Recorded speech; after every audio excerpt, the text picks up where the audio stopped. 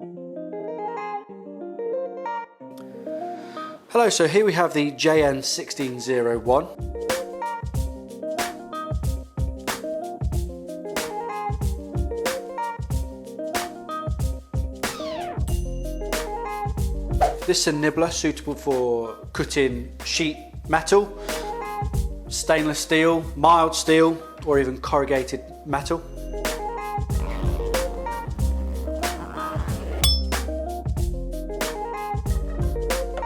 The head of the machine works on a die and punch system to cut out little half moon shapes.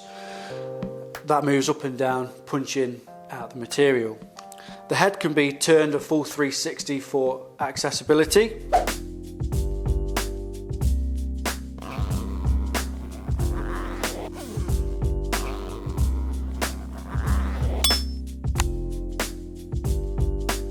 The switch is a lock on, capacity 2, the ability to lock the switch on so we can manoeuvre the machine around that sheet metal with ease. And the machine works up to 2,200 strokes per minute.